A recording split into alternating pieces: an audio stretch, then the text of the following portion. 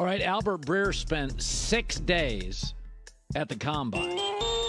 Networking, that's exhausting. I spent 3.5 at the Super Bowl. I needed 3 days to sleep. So the young guys can do that. Once your hair is gray like this, you're not going 6 days at a Combine. I'm not that young, Colin.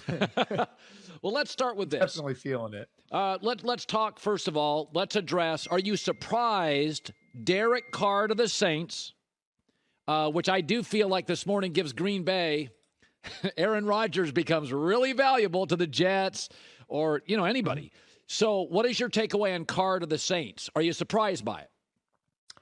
Yeah, I think it actually sort of foreshadows where the market's going. He didn't have a lot of options, Colin. I mean, if you really want to break it down here, the Panthers met with him, but that was more exploratory. They never made an offer. The Buccaneers, who some people thought were going to be involved, were not involved.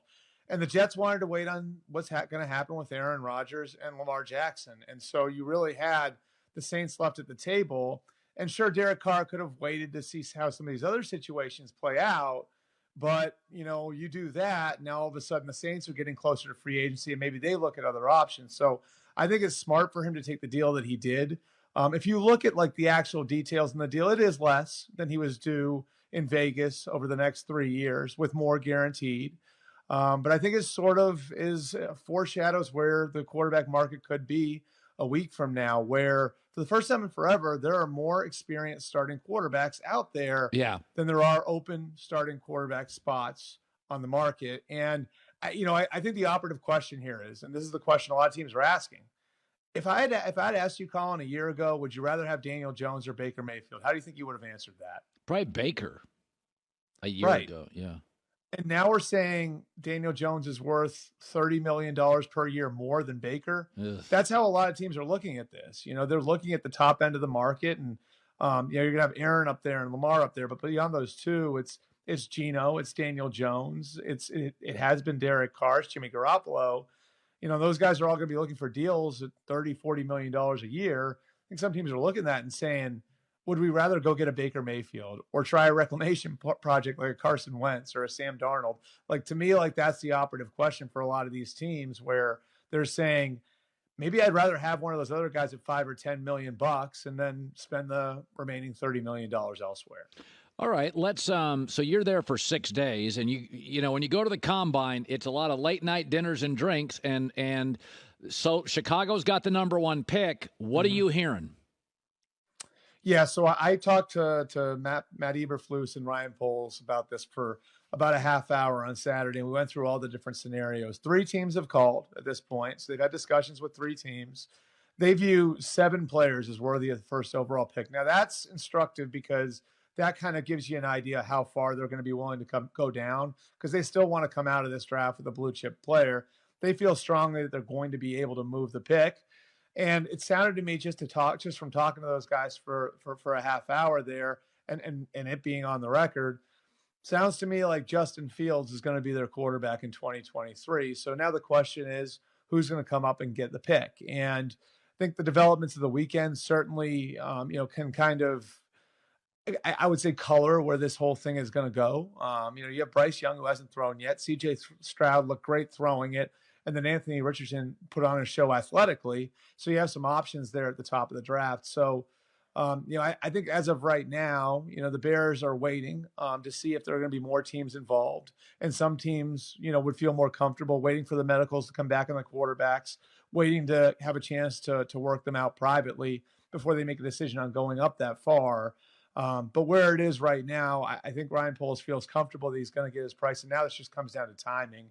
And, if you look at the history of it, we've had deals done early. The deal for Robert Griffin III in 2012 was done, I believe, on March 9th, about a week after the Combine ended that year. We've had deals done on draft day. You remember the Bears going up 1 spot to get Mitch Trubisky in 2017. So really this comes down to timing at this point for the Bears. It's a very interesting quarterback market. Bryce Young's the best, size concerns. Anthony Richardson, not very productive, but everybody loves his size and strength. What was your takeaway on this quarterback market? All these guys at the Combine. Is it a hot market? Are there doubters? Where do you stand on it? I mean, you can poke holes on every one of them. You know what I mean? Like, I think with both Richardson and Levis, and probably to a greater degree Richardson, you're talking about great athleticism, great tools, but just hasn't been able to put it all together. I think with Levis, you see the tape's a little bit better, but a little less athletically of those two. Then you have C.J. Stroud, who's polished, who's developed as a quarterback, who throws a beautiful ball, who played in a pro-style offense at Ohio State, but there's questions about his toughness and his competitiveness and his leadership that I think he's being forced to answer. And I think he's done a good job answering some of those. And then Bryce Young, if he's 6'3", 220 pounds, he's the first pick in the draft, no question about it, but he's not. From a size standpoint, he's a real outlier. And so I think coming out of the combine, it's similar to the way we felt going into the combine, which is there isn't a perfect prospect out there. There isn't even a guy that's like, I think Caleb Williams and Drake May will be next year. And so you sort of have to become comfortable with each guy's flaws to envision not just drafting them, but the idea of going up to get one of them.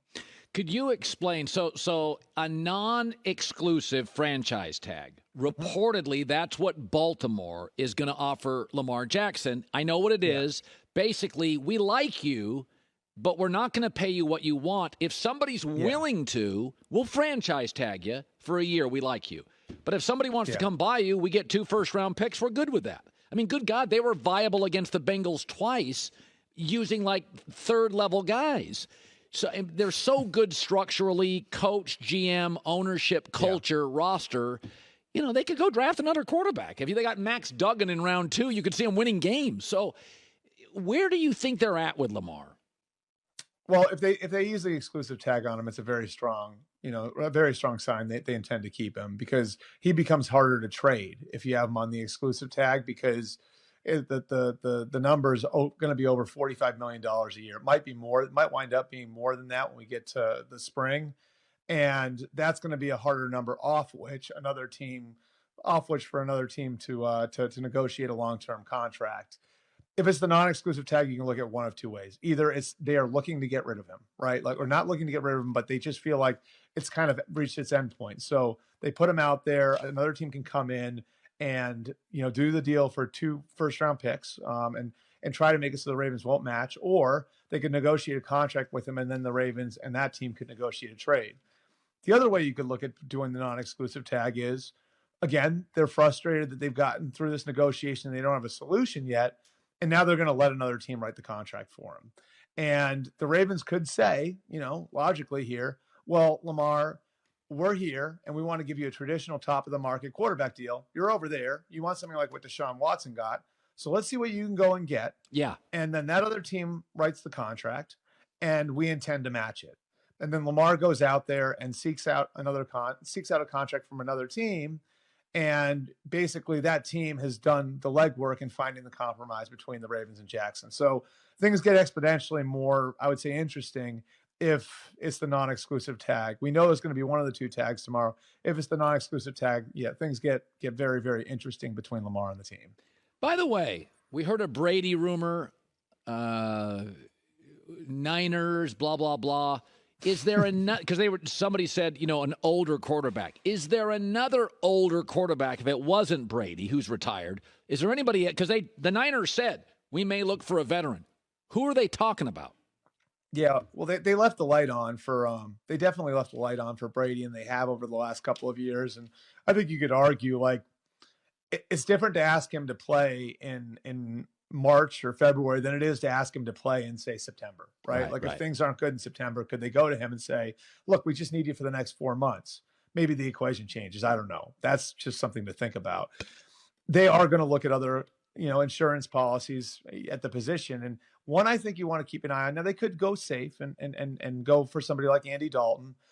The one that was really interesting that I heard about from a couple different people at the combine was Baker Mayfield. Woo. And if you think about it, Baker Mayfield has experience in that offense, having played in it under Kevin Stefanski, who learned the offense from Gary Kubiak, who, of course, is Kyle Shanahan's mentor and helped teach him that offense along with his dad. And Baker would come in motivated. Baker would probably come at an affordable rate. And you don't have to hand Baker the starting job to go and get him. So, you figure now, instead of taking 2 shots at it, which, you're leaning on either Trey Lance to develop or you're leaning on Brock Purdy to get healthy, you've got sort of a third option there where you'd have a motivated Baker Mayfield who essentially is coming in as the walk-on at Texas Tech, the walk-on at Oklahoma.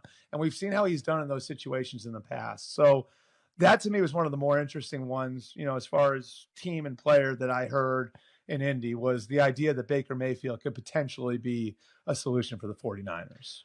Finally, all your discussions, and I'm sure it was non-alcoholic beer, but all your discussions at the Combine, what is the consensus, reporters, executives, people that you rub shoulders with, on Aaron in Green Bay? What's the consensus today? The consensus is that things run its course. Now, I think the longer it goes on, I'd say the better chance there is that changes. But I would certainly say, having talked to people in Green Bay over the last couple of months, their approach here is very, very different than it was the last 2 years. The last 2 years, if you look at it, it was doing everything to accommodate Aaron Rodgers' return and trying to get the most out of a roster that was very much in a win-now spot, and trying to facilitate extra years of development for Jordan Love, who I think, if they were being honest with you, a year ago, were a little worried about where Jordan Love was. Now they want a decision from him, and now they want that decision now, and they want to be able to plan forward on who's going to be their quarterback. And that doesn't mean they're kicking Aaron Rodgers out, but they're less all in on the idea of Aaron Rodgers being their quarterback in 2023 than they were in 2021 or 2022. There are a couple of reasons for that. Number one, I think there's fatigue over the way that this has gone in the last couple of years. And then number two, they're pretty excited about where Jordan Love came, how far Jordan Love came over the last year. So the Packers' approach is very, very different. The Jets are waiting on them and waiting on what sees in this situation. And I certainly think that there's a very real scenario where Aaron Rodgers is on another team in a week or two. But again, the longer this thing goes, I think Aaron has to know other teams are going to have to start making their quarterback plans, and it'll become harder for the Packers to move him. That $60 million number, by the way, is very, very key.